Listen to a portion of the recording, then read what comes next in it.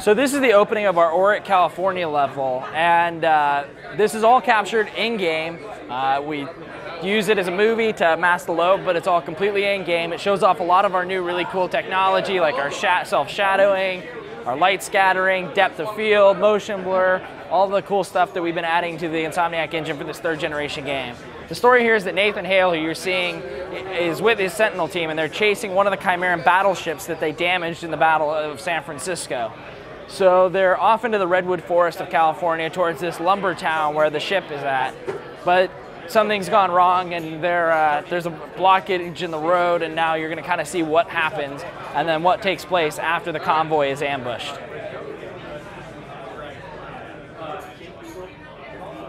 This also really nicely shows our motion capture.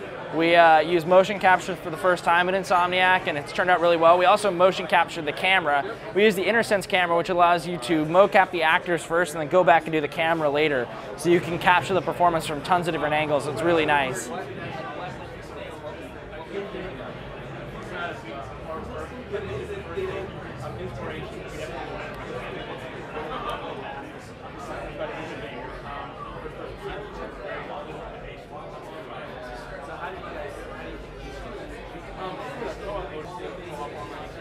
So we were trying to keep the story right in Nathan Hale's perspective the whole time. The cutscenes are always focusing on him. You go right from the cutscene into his view.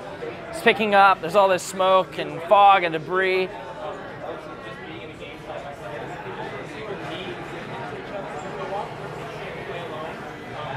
So Billy's using the marksman right now, and the marksman's kind of our mid-range battle rifle. It's really great because it's scoped, it fires a 3-shot burst. It also has an awesome alt fire where it can fire out electrostatic orbs that are kind of like automated turrets and do a lot of damage. Great for flushing out enemies, a bunch of enemies behind some cover. We really like the beginning of this level because it kind of gives you this awesome like chaos and a little bit of confusion.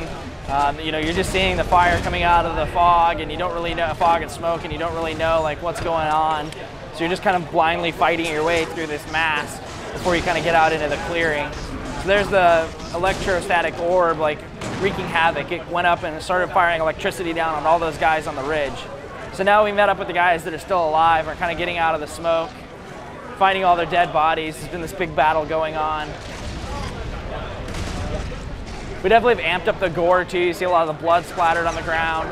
If you use grenades on enemies, they are very apt to explode into lots of chunky pieces. We have some really visceral weapons like this magnum. When you shoot it, the round will stay lodged in the enemy, and then you can hit the alt fire to blow it up afterwards, which is great for taking out his buddy. Just blew those guys up. Oh, throw a grenade into him, maybe. Oh, too late.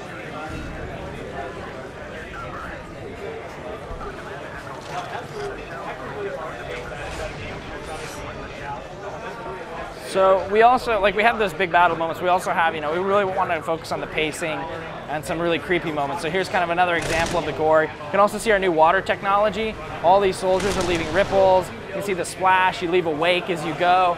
So if you get a lot of objects interacting, it's really cool. At some points in the game, there's tons of enemies running through the water, and you'll see tons of ripples and things like that. You saw all that guy's guts.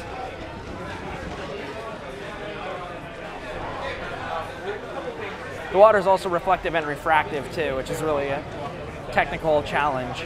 Sir, I was just scouting up ahead.